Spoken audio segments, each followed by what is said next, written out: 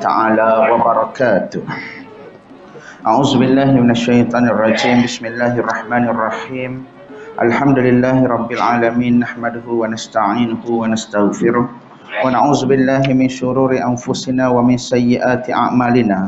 من يهده الله فلا مضل له ومن يضلله فلا هادي له. أشهد أن لا إله إلا الله وأشهد أن محمدا عبده ورسوله. رب اشرح لي صدري ويسر لي أمري واحلل عقدة من لساني يفقهوا قولي. اللهم انفعنا بما علمتنا وعلمنا ما ينفعنا. ربنا زدنا علما وارزقنا فهما. أما بعد، فقال الله تعالى في كتابه العزيز بعد أعوذ بالله من الشيطان الرجيم وقالوا اتخذ الله ولدا سبحانه بل له ما في السماوات والأرض كل له قانتون بديع السماوات والأرض وإذا قضى أمرا فإنما يقول له كن فيكون. Sadaqallahul Azim. Surah Al-Baqarah ayat yang ke-116 hingga ayat yang ke-117, yang mana Allah Subhanahu wa taala berfirman, dan mereka berkata, yakni golongan ahlul kitab Yahudi dan juga Nasrani, mereka berkata Allah Subhanahu wa taala mempunyai anak. Subhanah, maha suci Allah Subhanahu wa taala daripada yang demikian itu. Ballahu ma fis samawati wal ard. Bahkan Allah, dialah yang memiliki segala yang berada di langit dan juga yang berada di bumi. Kullun lahu qanitun, dan segala-galanya itu tunduk kepadanya, yakni kepada Allah Subhanahu wa taala. Badi'us samawati wal ard. Allah Subhanahu wa taala jualah pencipta langit dan juga bumi, yakni menciptakan sesuatu daripada tiada kepada ada. Dan Allah Subhanahu wa taala juga menciptakan langit dan juga bumi itu dalam keadaan menciptakan dengan sebenar-benar penciptaan. Allah Subhanahu wa taala jua pencipta langit dan juga bumi. Wa iza qada amran fa innama yaqulu lahu kun fayakun. Dan apabila dia berkehendakkan untuk menciptakan sesuatu, maka dia hanya berfirman kepadanya, dia akan berkata kepadanya, kun fayakun, jadilah engkau, maka menjadilah ia. Sadaqallahul Azim. Pertama sekali terima kasih diucapkan kepada seluruh ahli jawatan kuasa surau, tuan-tuan, puan-puan, ibu-ibu, ayah-ayah yang dirahmati Allah Subhanahu wa taala sekalian. Alhamdulillah, pertama sekali kita mengucapkan setinggi-tinggi kesyukuran kehadrat Ilahi, kerana dengan limpah kurnia dan juga inayahnya serta pertolongannya Allah Subhanahu wa taala mempertemukan kita lagi. Dan alhamdulillah kita juga bersyukur kepada Allah Subhanahu wa taala di atas segala nikmatnya yang Allah Subhanahu wa taala masih berikan kepada kita, dan mudah-mudahan dengan segala nikmat tersebut insya-Allah menjadikan kita hamba yang bertambah baik dan juga hamba yang sentiasa mencari kebaikan dari sisi Tuhan kita insya-Allah, mudah-mudahan. Jadi tuan-tuan dan puan-puan yang dirahmati Allah, sebelum kita memulakan kuliah, marilah sama-sama kita mendoakan kebaikan untuk ibu kepada pengerusi kita, saudara Abah Amir yang sedang berada di hospital sekarang disebabkan oleh jangkitan paru-paru. Mudah-mudahan Allah Subhanahu wa taala beri kesembuhan kepadanya. Allah Subhanahu wa taala angkat kesulitan, Allah Subhanahu wa taala beri kesabaran, dan Allah Subhanahu wa taala berikan kesembuhan yang tidak disertai dengan jangkitan-jangkitan yang lain ataupun penyakit-penyakit yang lain selepas daripada itu insya-Allah, mudah-mudahan. Jadi tuan-tuan dan puan-puan yang dirahmati Allah, insya-Allah pada malam ini kita akan menyambung lagi perbicaraan kita pada ayat yang ke-116 dan juga ayat yang ke-117 daripada surah Al-Baqarah, yang mana melalui ayat ini Allah Subhanahu wa taala menceritakan kepada kita tentang salah satu bentuk kesesatan golongan Bani Israel, yakni mereka mendakwa bahawa Allah Subhanahu wa taala mempunyai anak, dan Allah Subhanahu wa taala menolak dakwaan mereka dengan menyebut ballahu ma fis samawati wal ard. Allah Subhanahu wa taala itu tidak mempunyai anak, tetapi apa yang ada di atas muka bumi ini segala-galanya kepunyaan Allah Subhanahu wa taala, dan segala-galanya tunduk patuh kepada perintah Allah Subhanahu wa taala. Jadi golongan ini berkata demikian. Mereka berkata bahawasanya Tuhan itu mempunyai anak disebabkan mereka tidak dapat membezakan di antara konsep nubuwah, yakni konsep kenabian, dan juga konsep bunuwah, yakni konsep keanakan. nubuwah kenabian, bunuwah keanakan, sehingga akhirnya mereka menjadikan konsep kenabian itu sebagai konsep keanakan, lalu mengangkat nabi-nabi yang diutus oleh Allah Subhanahu wa taala, mengangkat rasul-rasul yang diutus oleh Allah Subhanahu wa taala menjadi anak Tuhan. Sedangkan hakikatnya kesemua mereka yang diutuskan oleh Allah Subhanahu wa taala itu kesemuanya merupakan makhluk ciptaan Allah Subhanahu wa taala yang Allah Subhanahu wa taala ciptakan, yang sama sekali tidak layak untuk dinisbahkan kepada anak Allah Subhanahu wa taala. Kerana apa? Kerana tidak mungkin sesuatu yang dicipta itu boleh menjadi anak, boleh menjadi anak kepada yang mencipta. Jadi ayat ini menjelaskan kemuncak kesesatan ahlul kitab tentang tauhid yang kemudiannya berubah menjadi syirik.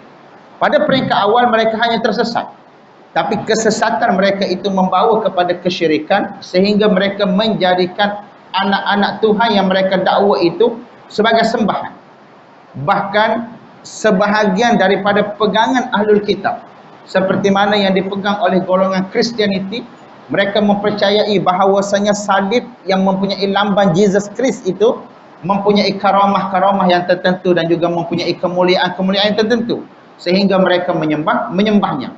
Bahkan kelompok ortodoks daripada kalangan Kristian, mereka mempercayai bahawasanya simbol itu mempunyai kekuatan luar biasa, sehingga lahirnya kelompok Protestan yang datang untuk menghapuskan kepercayaan tersebut. Tetapi kedua-dua mereka tergolong dalam kelompok yang disebut sebagai kelompok Trinity, yang percaya bahawasanya Tuhan itu mempunyai anak, dan anak Tuhan itu merupakan Jesus Christ. Okey, Jesus Christ. Jadi umat Yahudi pernah menganggap Uzair sebagai anak Allah, manakala umat Kristian menganggap Isa putera Maryam sebagai anak Allah Subhanahu wa taala. Akidah yang sedemikian rendah itu, akidah yang sedemikian rendah itu sama dengan kepercayaan kaum musyrikin Arab yang menganggap bahawasanya malaikat itu sebagai putera-putri, sebagai putri-putri Allah Subhanahu wa taala. Dan menerusi ayat ini, Allah Subhanahu wa taala menolak keseluruhan anggapan yang karut itu, dan dengan tegas menyatakan Allah Subhanahu wa taala itu adalah zat yang maha tinggi dan tidak serupa pun dengan makhluk yang wujud di atas muka bumi ini, dan juga makhluk yang wujud di seluruh alam ini. Allah Subhanahu wa taala bukan ketua keluarga yang memerlukan dan melahirkan zuriat. Bukan juga Allah Subhanahu wa taala itu yang diperanakkan. Bahkan Allah Subhanahu wa taala itu adalah pencipta yang agung, yang maha berkuasa untuk mewujudkan segala-galanya, termasuklah apa yang golongan ini dakwa sebagai anak Tuhan, yakni Uzair, Isa dan juga malaikat, kesemuanya merupakan ciptaan Allah Subhanahu wa taala. Jadi bila kita sebut tentang kepercayaan ahlul kitab yang percaya bahawasanya Tuhan ini mempunyai anak, maka mereka terpecah kepada beberapa kategori. Kategori yang pertama ialah ahlul kitab yang mewarisi ajaran Yahudi, yang menyatakan bahawasanya Uzair itu sebagai anak Tuhan. Namun mereka mengatakan Uzair anak Tuhan itu secara maknawi ataupun secara kiasan, disebabkan oleh kekuatan luar biasa yang dimiliki oleh Uzair. Namun ada satu lagi kelompok yang juga mempercayai bahawasanya Isa itu anak Tuhan, namun mereka mempercayai Isa itu anak Tuhan secara hakiki. Sebab apa mereka mempercayai Isa itu anak Tuhan secara hakiki? Kerana mereka terpengaruh dengan fahaman Trinity yang dibawa oleh Paulus Tarsus, ataupun dibawa oleh Saint Paul, yang mendakwa bahawasanya Isa itu merupakan anak Tuhan yang diturunkan ke bumi untuk apa? Untuk tujuannya menghapuskan dosa warisan yang dilakukan oleh Adam dan juga Hawa ketika mana Adam dan juga Hawa berada di syurga. Apa dosa warisan tersebut? Memakan buah yang terlarang.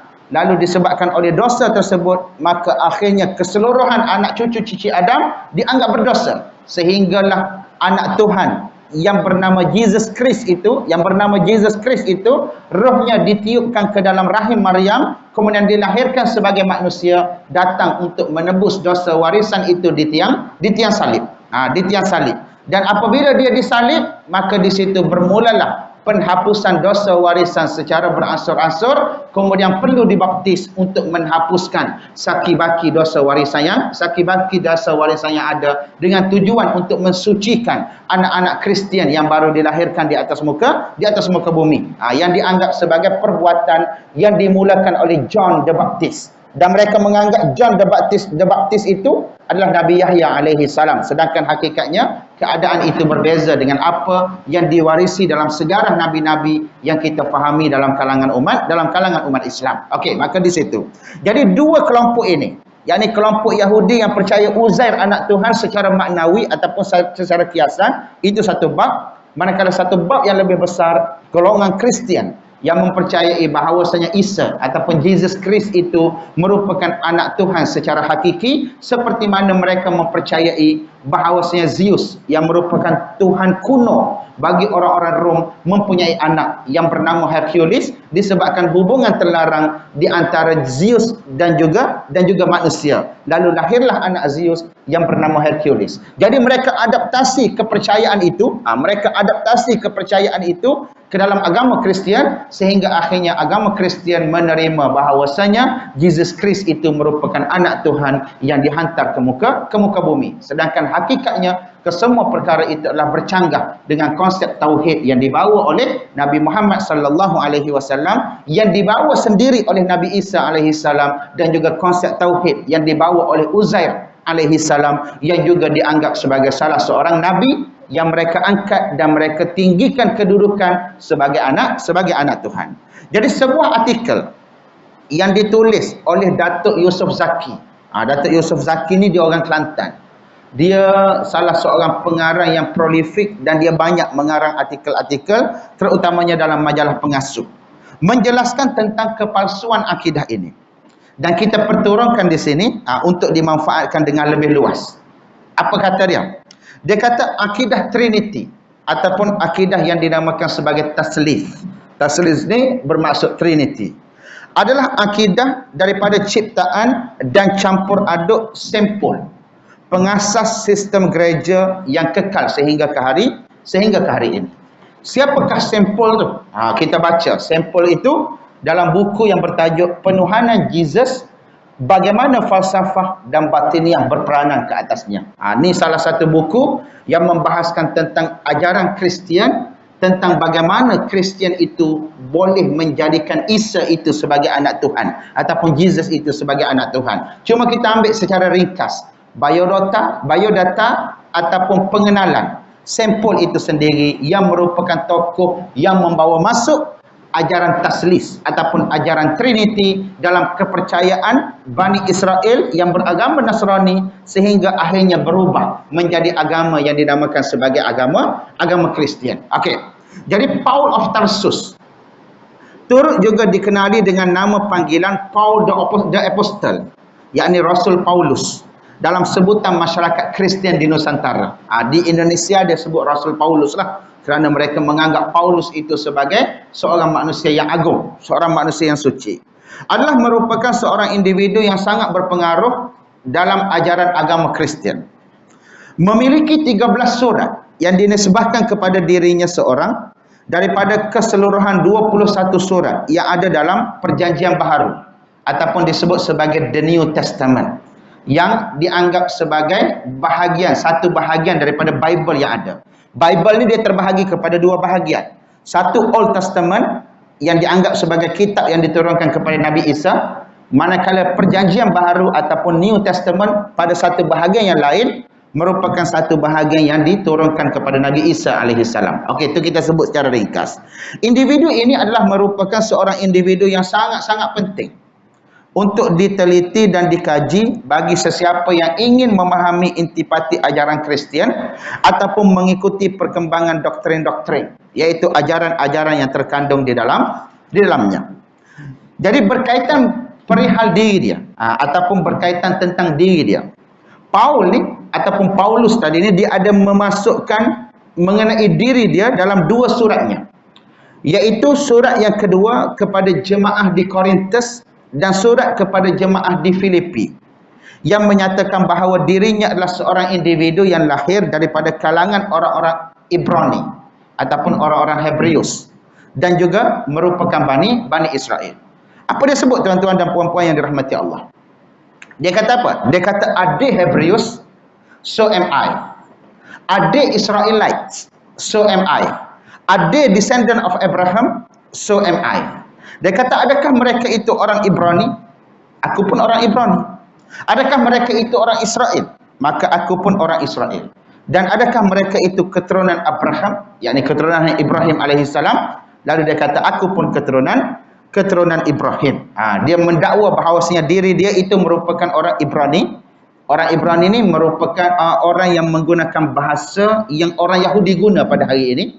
Kemudian dia juga mendakwa bahawasanya dia adalah orang Israel, yakni keturunan Bani Israel, anak cucu cicit Nabi Yaqub alaihissalam, dan dia juga mendakwa bahawa dia adalah keturunan Nabi Ibrahim alaihissalam. Kemudian dalam surat yang lain dia tulis lagi. Dia kata aku ni disunat, yakni dikhatankan, circumcised on the 8th day, a member of the people of Israel, of the tribe of Benjamin, a Hebrew born of Hebrews, as to the law, a Pharisee, six as to zeal, a persecutor of the church, as to righteousness under the law, blameless. Okey, ini disebut. Dia kata aku ni disunatkan ketika mana aku berumur 8 hari. Dia kata aku disunatkan ketika mana berumur 8 hari. Aku dilahirkan sebagai orang Israel daripada suku Benyamin. Suku Benyamin ni suku siapa? Suku kepada adik Nabi Yusuf alaihissalam, yang merupakan dua beradik yang betul-betul dua beradik kandung, seibu dan juga sebapa dalam kalangan anak Nabi Yaqub alaihissalam. Anak Nabi Yaqub ada berapa belas semua? Ada 12. Dua orang, Yusuf dan juga Benyamin, dia daripada ibu yang sama, bapa yang sama. Manakala 10 yang lain, dia mempunyai ibu yang berbeza. Kerana Nabi Yaqub alaihissalam dia ada 4 orang isteri. 2 orang yang dia kahwin itu merupakan 2 beradik, manakala 2 yang lain merupakan hamba kepada 2 beradik tadi. Hamba kepada 2 beradik tadi. 2 beradik tadi itu siapa? Sepupu dia. Sepupu dia. Ayah dia tawas suruh kahwin dengan kakak. Tapi dia berkenan ke adik sebab adik lagi cute. Adik lagi cute. Rahil, lagi comel. Dia kata dia berkenan kepada adik. Tapi pak saudara dia kata tak, kau mesti kahwin dengan kakak juga. Last kali dia kahwin dua-dua kerana syariat pada waktu itu membenarkan untuk dimadukan 2 beradik ataupun dikahwini 2 beradik pada masa yang sama. Syariat pada waktu itu. Dan apabila syariat kita datang, syariat Nabi sallallahu alaihi wasallam datang, perkara itu tidak dibenarkan. Bahkan rasanya sebelum daripada itu lagi tak dibenarkan, iaitu pada syariat Nabi Musa alaihissalam. Ketika mana Nabi Musa alaihissalam lari ke Madian, dia bertemu dengan 2 beradik yang sedang bagi minum kepada kambing mereka kan. Lalu bila Nabi Musa alaihissalam bagi air kepada kambing tersebut, 2 beradik itu bawa pulang untuk berjumpa dengan ayah mereka. Lalu ayah mereka pun kata, okey, kamu bekerja dengan aku tempoh sekian, aku akan kahwinkan kamu dengan salah seorang daripada anak aku. Lalu dia berkahwin dengan salah seorang daripada anak kepada orang tua tersebut, yang merupakan ayah kepada gadis yang memberi minum kambing ketika mana dia tiba di Madian setelah dia melarikan diri akibat tersmackdown salah seorang bangsa Kibti, sehingga bangsa Kibti itu meninggal dunia. Lalu dia dikejar oleh Firaun dan Firaun menyebarkan propaganda bahawasanya Musa ini merupakan seorang pembunuh pada waktu itu. Maka dia pergi ke Madian. Mungkin pada waktu itu lagi memadukan ataupun untuk dikahwini 2 orang adik-beradik pada waktu yang sama tidak dibenarkan, sehinggalah kepada syariat kita, syariat Nabi Muhammad sallallahu alaihi wasallam. Syariat Nabi Yaqub masih membenarkan lagi. Maka dia berkahwin dengan 2 beradik yang merupakan sepupu dia. Kemudian hamba kepada 2 beradik itu pun dia kahwin juga, cukup 4. Yusuf dan juga Benyamin merupakan anak kepada isteri yang keempat, 2 beradik. 2 beradik. Dan Paulus ini dia mendakwa dia daripada keturunan Benyamin, yang merupakan keturunan adik-beradik Nabi Yusuf alaihissalam. Maka dia kata, oleh itu aku ini merupakan orang Ibrani sejati. Orang Ibrani sejati. Dalam hal mentaati hukum agama Yahudi maka aku tergolong orang Farisi. Siapakah orang Farisi itu? Farisi itu merupakan pengikut kepada salah sebuah daripada dua aliran utama yang wujud dalam kalangan masyarakat Yahudi pada waktu tersebut. Maka dia kata aku ini adalah daripada kalangan Farisi. Aku sangat bersemangat melakukan apa yang aku anggap sebagai kehendak Tuhan, sehingga aku menganiayai orang yang percaya kepada Kristus. Yakni menganiayai orang yang percaya kepada ajaran yang dibawa oleh Nabi Isa alaihi salam. Kerana apa? Kerana dia menganggap ajaran Yahudi dan juga ajaran Nasrani itu merupakan ajaran yang terpisah. Sedangkan hakikatnya dia bukan ajaran yang terpisah. Dia merupakan sebuah kesinambungan daripada apa yang dibawa oleh Nabi Musa alaihi salam. Maksudnya dia kesambungan. Seperti mana Islam datang untuk melengkapkan agama Yahudi dan juga Nasrani, bukan untuk datang membawa agama yang berbeza. Tapi sebab dia ada persepsi yang buruk terhadap ajaran Nabi Isa alaihissalam, maka dia menganggap ajaran Nabi Isa sebagai ajaran yang terpisah daripada ajaran Yahudi.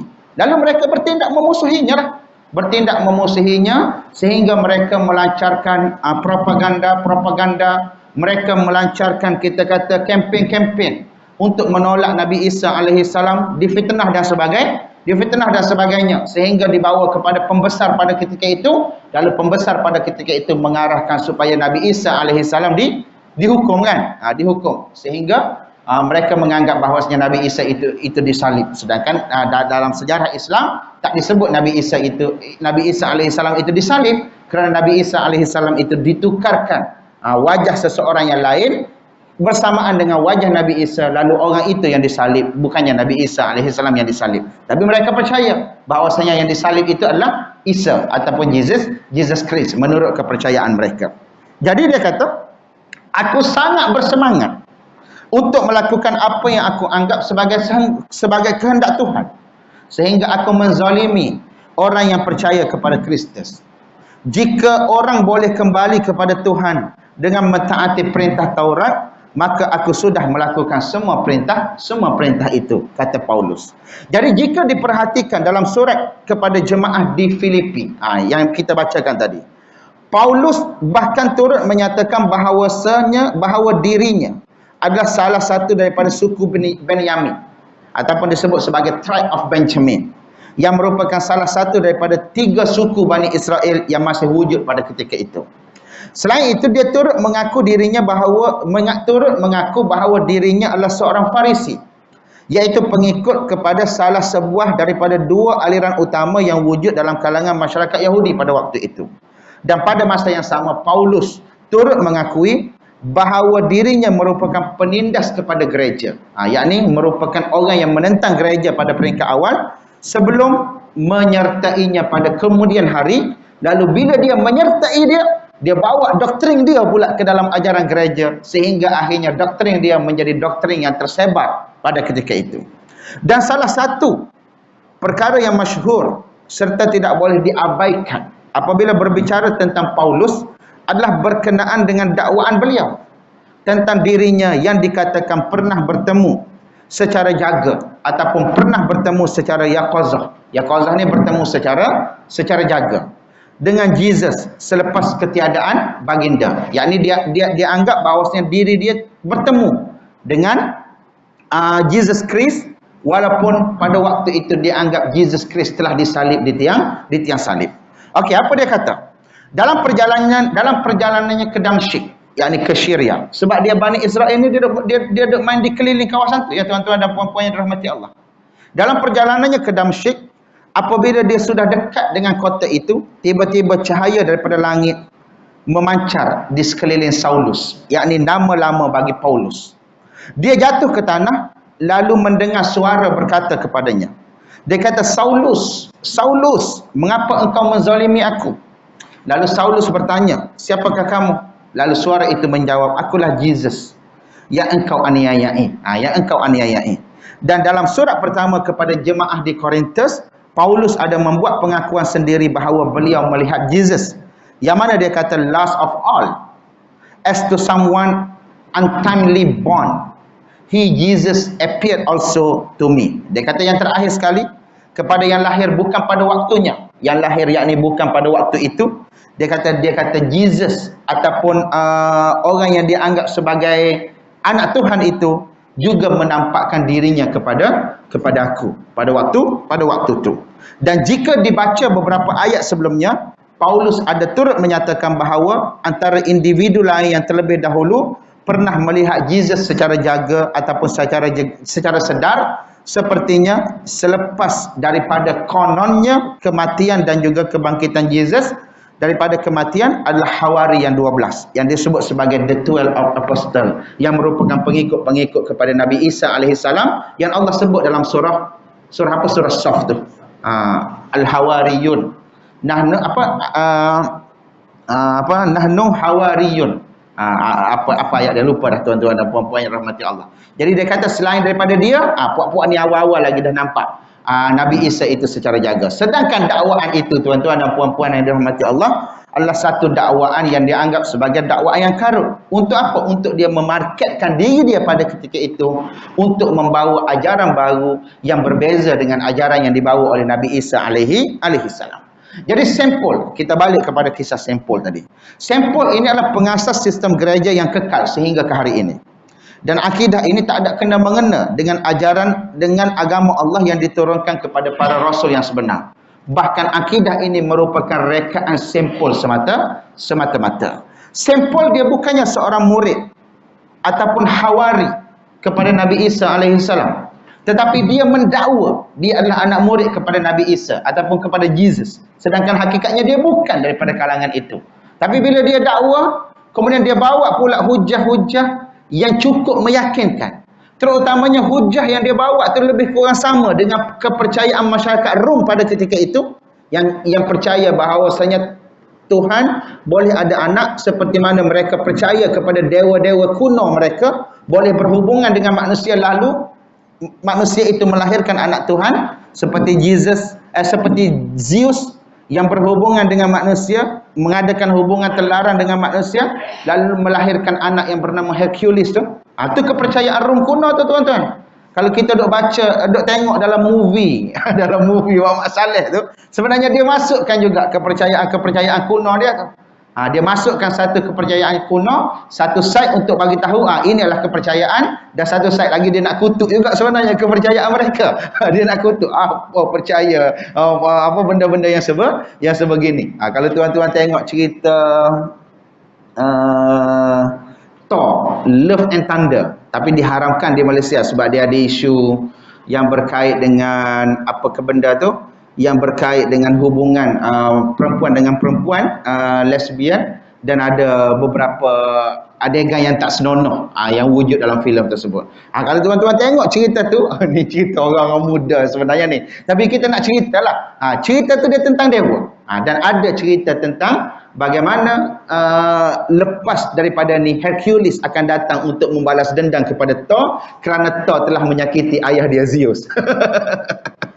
Itu kepercayaan mereka.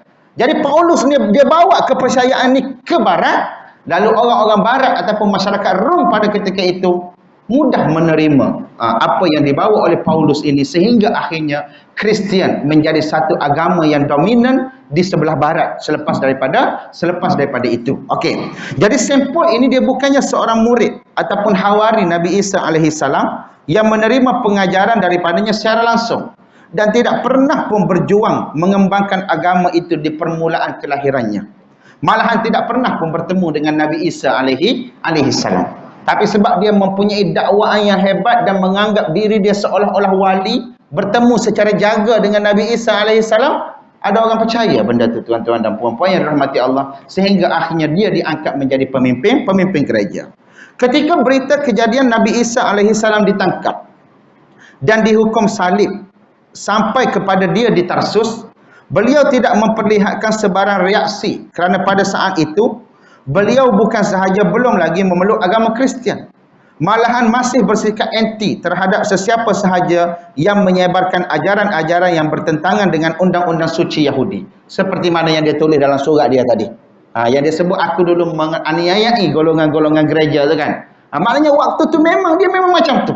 Dan apa yang dia tulis dalam surat dia itu merupakan satu perkara yang benar. Apabila gerakan dakwah Nabi Isa alaihi salam berkembang, walaupun Isa alaihi salam telah hilang daripada dunia, maka Saint-Paul yang tinggal di Tarsus telah dipanggil untuk menolong gerakan untuk membantras kegiatan pengikut-pengikut Nabi Isa alaihi salam. Asalnya dia datang untuk membantras kebangkitan pengikut Nabi Isa yang dikenali sebagai Hawari tadi. Dan seruan itu dengan segera disahutnya, dan dalam perjalanannya menuju ke Damsyik, dia telah mendakwa melihat satu cahaya daripada langit dan mendengar suara memanggilnya. Yang mana suara itu menyebut Saulus, Saulus ataupun Syawal. Syawal nama dia dalam bahasa Arab. Mengapa engkau bertindak kejam terhadapku? Lalu dia terus bertanya, Tuhan siapa? Lalu jawab suara itu, akulah Yasuk ataupun Yesus yang engkau buru. Sampai di sini dia jatuh pingsan, dan sejak detik-detik peristiwa itu hatinya dikatakan telah berubah, dan kemudian dia melibatkan dirinya dalam jemaah pengikut-pengikut Isa alaihi salam sebagai seorang pejuang yang dedikasi setelah menukarkan nama asalnya Saulus ataupun Syawal kepada Paulus. Maknanya bila dia bawa masuk tu, kemudian dengan dia masuk ke dalam kumpulan tersebut, dia merubah pula ajaran tersebut. Merubah pula ajaran tersebut mengikut kepercayaan dia. Kepakarannya dalam ilmu undang-undang. Dia bukan calon-calon orang. Dalam ilmu falsafah dan juga metodologi ataupun ilmu mitos Greek, myth and YTH, myth. Okey, dan metodologi Greek telah memberikannya satu tangga yang cepat untuk menjulang dirinya ke tahap kepimpinan Kristian yang berpengaruh.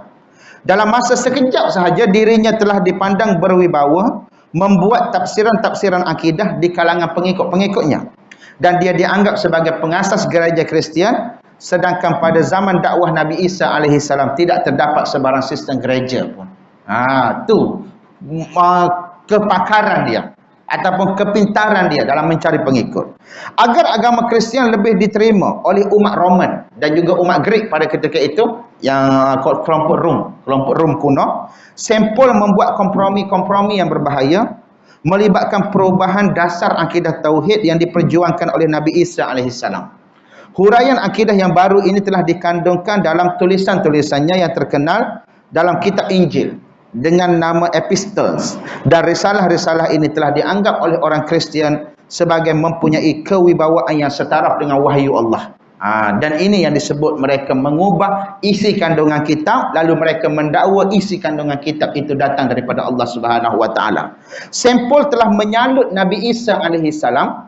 Menyalut ni macam kita nak masak goreng pisang.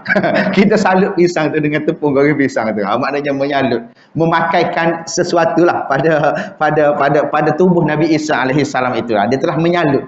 Salut. Dia telah menyalut Nabi Isa alaihi salam dengan pakaian ketuhanan dan menganggapnya sebagai inkarnasi. Inkarnasi ni jelmaan Tuhan. Sebagai jelmaan Tuhan. Dan sejak zaman Saint-Paul, agama Kristian telah berubah kepada agama menyembah Rasul, dan dia telah mencampur adukkan akidah Kristian ataupun akidah asal agama Nasrani yang suci itu dengan akidah paganism ataupun akidah keberhalaan umat Roman dan juga falsafah-falsafah umat Greek. Maknanya dia yang bertanggungjawab mencampur adukkan benda itu, sehingga akhirnya Isa yang asalnya merupakan Rasul menurut kepercayaan orang Bani Israel diangkat menjadi anak Tuhan menurut kepercayaan orang Barat, Roman dan juga Greek pada ketika itu. Pada zaman itu, idea Tuhan menjelma dalam bentuk dan rupa paras manusia merupakan satu idea yang tidak asing kepada umat Greek dan juga Roman. Seperti mana yang kita sebutkan tadilah. Juga kepada umat yang ditinggal di sekitar Laut Tengah itu. Metodologi mereka penuh dengan mitos lah. Mitos mereka penuh dengan kisah-kisah Tuhan yang menjelma sebagai manusia.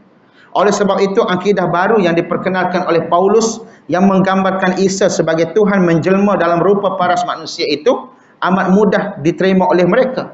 Dan dengan daya pandangan Saint-Paul yang jauh dan kefahamannya terhadap mentaliti manusia pada zaman dia. Dia merupakan seorang tokoh orator, seorang tokoh pemidato yang hebat. Bila dia berbicara, dia ada faktor wow tu. Wow. Wow. Orang dengar tu orang kata wow. Sampai gagal untuk menahan diri, tuan-tuan dan puan-puan yang dirahmati Allah. Maknanya orang impress. Orang kagum lah. Orang kagum dengan ucapan dia. Jadi bila dia cuba untuk menjelmakan Isa itu sebagai Tuhan dalam rupa manusia, maka mudah diterima oleh kelompok itu. Dan dengan daya pandangan sampel yang jauh dan kefahamannya terhadap mentaliti manusia pada zamannya itu, maka agama Kristian berkembang pesat dan luas berkembang di negeri-negeri tersebut. Dan keterangan oleh Datuk Yusof Zaki ini jelas menunjukkan bahawa sampel merupakan manusia yang bertanggungjawab membawa penyelewengan yang meruntuhkan tiang seri akidah tauhid yang diperjuangkan oleh Nabi Isa alaihi salam. Itu sejarah bagaimana Kristian boleh percaya kepada konsep Trinity. Dan konsep Trinity ni pula terbahagi kepada dua aliran. Satu aliran Ortodoks dan satu lagi aliran Protestan. Aliran Ortodoks ni merupakan aliran yang cukup berpegang kepada kepercayaan asal dan juga dongeng-dongeng yang berkait dengan Nabi Isa dan juga Jesus tadi. Manakala Protestan ni, kalau kita sebut dalam bahasa kita, dia ni macam geng-geng Wahabi lah bagi Kristian. Maknanya benda-benda yang tak logik dengan akal tu mereka cuba untuk lawan. Antaranya tentang menjadikan lambang salib itu sebagai lambang yang boleh lawan kuasa-kuasa gaib. Kan dalam kepercayaan Kristian dia percaya bila tunjuk lambang salib tu, apa yang akan jadi, hantu akan lari dan sebagainya. Kalau ada hantu akan lari, kalau ada hantu akan hancur dan sebagainya kan. Itu menurut kepercayaan Ortodoks Kristian. Tapi geng-geng Protestan dia tak percaya. Dia kata lambang-lambang itu tak ada apa. Sebab tu mereka dianggap sebagai kelompok ikonoklas yang tak percaya kepada apa-apa simbol. Kalau mereka beribadah pun, mereka beribadah kepada secara kita kata mereka tidak menganggap simbol itu sebagai sesuatu yang bersifat karamah ataupun bersifat ajaib. Itu bagi kelompok Protestan. Dua kelompok, Ortodoks dan juga Protestan. Dan Kristian dia ada satu lagi kelompok lain yang bukan berakidah Trinity, tapi dia percaya kepada Tuhan yang Esa. Cumanya mereka tidak mempercayai kenabian Nabi Muhammad sallallahu alaihi wasallam seperti mana kelompok Kristian Koptik ataupun Kristian yang berbangsa Kibti yang berada di Mesir. Kalau tuan-tuan ingat pada saat berlakunya rusuhan di Mesir ataupun disebut sebagai revolusi oleh sesetengah pihak, semasa berlaku revolusi di Mesir, kelompok yang menjadi benteng yang melindungi orang Islam untuk solat Jumaat pada ketika itu adalah kelompok Kristian Koptik yang percaya kepada Tuhan itu Esa, tetapi mereka ada masalah dalam bab meletakkan kepercayaan kepada Nabi sallallahu alaihi wasallam. Mereka percaya Nabi itu hanya setakat Isa sahaja. Dan mereka tak mengiktiraf kenabian Nabi sallallahu alaihi wasallam. Itu pun dia ada masalah dalam beberapa segi. Cuma dari segi kepercayaan kepada Tuhan, dia Esa. Dia tak sama seperti kelompok Trinity ni. Jadi kelompok-kelompok ni dia cuba untuk campur adukkan antara ajaran yang benar dengan ajaran yang salah, lalu akhirnya mereka masukkan dalam satu bakul, lalu akhirnya kepalsuan itu mendominasi kebenaran, lalu kepalsuan itu dianggap sebagai sesuatu yang benar. Lalu tersebarlah ajaran itu ke seluruh dunia. Dan Allah Subhanahu wa taala menjelaskan kepada kita bahawasanya kepercayaan semua itu adalah kepercayaan yang karut melalui Al-Quran. Dan Al-Quran merupakan kesinambungan ataupun merupakan ketersambungan dengan ajaran yang disebut dalam Taurat dan juga Injil. Al-Quran datang untuk memurnikan kembali, ataupun dalam istilah dia adalah untuk mengislahkan ataupun untuk mereformasikan kepercayaan Yahudi dan juga Nasrani pada ketika itu, kepercayaan Ahlul Kitab pada ketika itu, untuk membersihkan balik kepercayaan mereka yang karut itu. Maka Al-Quran datang bagi tahu badi'us samawati wal ard. Allah Subhanahu wa taala itu dia bukan sahaja Esa, tetapi dialah yang menciptakan langit dan juga bumi daripada tiada kepada ada. Dia yang mewujudkan segala-gala yang ada di atas muka bumi ini. Tak mungkin dia memerlukan kepada sesuatu, kepada anak, kepada ibu, kepada apa-apa sahaja untuk dia menciptakan perkara tersebut. Jadi hubungan Allah dengan langit dan bumi adalah hubungan pencipta dengan barang-barang yang dicipta. Bukan seperti hubungan anak dan juga bapa. Dia tidak mengambil anak sama ada sebelum mencipta langit dan juga bumi ataupun selepas daripadanya. Dan apabila dia berkehendak untuk mencipta sesuatu, dia tidak memerlukan kepada perantara. Dia hanya berfirman kepadanya dengan menyebut kun fayakun. Jadilah engkau, maka menjadilah ia. Inilah konsep Islam yang bersih dan sempurna mengenai Allah Subhanahu wa taala. Kemunculan makhluk adalah daripada ciptaan Allah dengan perantaraan keputusan iradah Allah yang mutlak dan juga yang maha berkuasa. Iaitu bila Allah berkehendak, dia sebut je, maka benda itu akan menjadi berasaskan kepada kekuasaan Allah Subhanahu wa taala. Dia tak memerlukan kepada anak, tak memerlukan kepada pembantu untuk dia mengurus kehidupan di atas muka bumi ini. Keputusan iradah Allah, keputusan kehendak Allah adalah untuk menjadikan sesuatu makhluk sudah cukup untuk melahirkan makhluk itu ke alam ini mengikut rupa bentuk yang ditentukannya tanpa perantaraan kekuatan dan juga tanpa apa-apa bahan. Menurut pendapat Said Qutb rahimahullah, dia kata gerakan iradah berlangsung dengan suatu cara yang tidak diketahui oleh daya pemikiran manusia, kerana perkara itu berada di luar daya pemikiran kita. Bila Allah Subhanahu wa taala berkehendak, kita tak boleh nak tanggapi pun, tuan-tuan dan puan-puan yang rahmati Allah. Kerana apa? Kerana Allah adalah sesuatu yang berbeza dengan makhluk. Bila dia berkehendak, adakah sama dia berkehendak dengan makhluk? Tentu sama sekali tidak. Kerana dia adalah Allah. Kalau kita berkehendak, kita memerlukan kepada hati dan juga perasaan. Adakah Allah bila dia berkehendak, dia memerlukan hati dan juga perasaan? Sudah tentu tidak. Kerana dia bukan sama seperti makhluk. Oleh itu adalah merupakan kerja yang membuang tenaga, kerja yang membuang masa, kerja yang sia-sia kalau kita cuba untuk membongkar rahsia yang berkait dengan iradah Allah Subhanahu wa taala. Kerana apa? Kerana kita tidak akan mampu untuk mencapainya sampai bila. Cuma yang kita boleh bagi tahu, bila Allah berkehendak kepada sesuatu, maka dia boleh kata, dan dengan kekuasaannya dia boleh melakukan apa jua yang dia kehendaki tanpa memerlukan kepada sebarang bentuk perantaraan. Sama ada perantaraan itu dalam bentuk pembantu, dalam bentuk anak, dalam bentuk apa jua sahaja. Kerana Allah adalah kekuasaan yang mutlak dan juga kekuasaan yang sebenar, kekuasaan yang sebenar-benar. Wallahu ta'ala alam. InsyaAllah kita berhenti di sini. Kita bertemu lagi. Mudah-mudahan Allah Subhanahu wa taala berkati kita dan Allah beri kebaikan kepada kita di atas pertemuan kita. Kalau nak baca betul-betul tentang sejarah penuhanan Yesus, boleh baca buku ni. Saya tak baca panjang nanti, saya baca ringkas-ringkas ya. Celup-celup je mana-mana topik yang penting ya kan. Sebab panjang tuan-tuan. Saya 2-3 kali satu ayat tu 2-3 kali juga baca. Nak faham. Sebab bahasa dia banyak dipenuhi dengan bahasa-bahasa falsafah, bahasa-bahasa, kita kata bahasa-bahasa yang sukar untuk difahami. Maka kalau kita boleh baca buku ni, macam Prof dia memang pakar lah kan, dia baca-baca buku ni, insya-Allah kita boleh terangkan kepada orang. Dan sebab tu saya sentiasa percaya kita umat Islam ni, bila kita belajar akidah Islam yang betul, akidah Islam yang sempurna, kita tak akan mudah terpengaruh dengan kepercayaan asing yang berbeza dengan akidah Islam yang kita anuti sejak daripada awal. Kerana apa? Kerana perbezaan dan jurang perbezaan dia itu terlalu dahsyat, tuan-tuan dan puan-puan yang dirahmati Allah. Terlalu besar jurang perbezaan dia tu. Maka oleh sebab itu kita belajar akidah Islam, sikit-sikit kita ambil akidah perbandingan, baca juga akidah perbandingan, maka insya-Allah kita akan selamat dunia dan juga akhirat kita insya-Allah. Wassallallahu ala Muhammad wa ala alihi wa sahbihi wa baraka wa sallam. Assalamualaikum warahmatullahi taala wabarakatuh.